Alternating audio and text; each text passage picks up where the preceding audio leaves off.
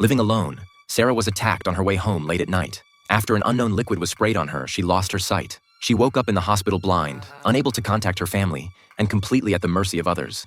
After being discharged, she was sent to a so-called luxury apartment. She was told it had a spacious living room, a tidy kitchen, and a beautiful city view from the 9th floor window. But for Sarah, it was just endless darkness. The only comfort was a caring caregiver, Ethan, who helped with her daily life and taught her to adapt to being blind. Ethan even brought her a bird for company. Sarah was curious about the bird's color, and Ethan said it was blue. Strangely, the green bird seemingly turned blue before her eyes after he said that. This might suggest that everything Sarah sees is a mix of her imagination and Ethan's descriptions, making the reality questionable. Not long after moving in, Sarah started feeling something was off about the apartment. First, of 2 adjacent windows, one had strong wind sounds while the other was eerily quiet. Second, amidst the noisy street sounds outside, a police siren would sound at regular intervals. Furthermore, she could faintly hear a woman crying from the ventilation duct at the end of the room. Sarah suspected her neighbor was experiencing domestic violence and wanted to check on her, but unexpectedly, the neighbor, Mrs. Davison, came to visit. Sarah accidentally touched a scar on Mrs. Davison's face,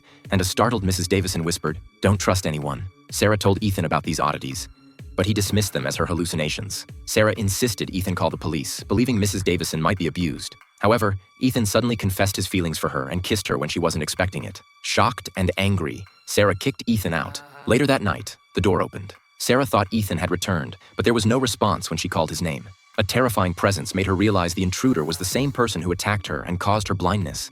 Sarah tried to escape back to her room but was grabbed by the assailant, pushed against the wall, and choked unconscious.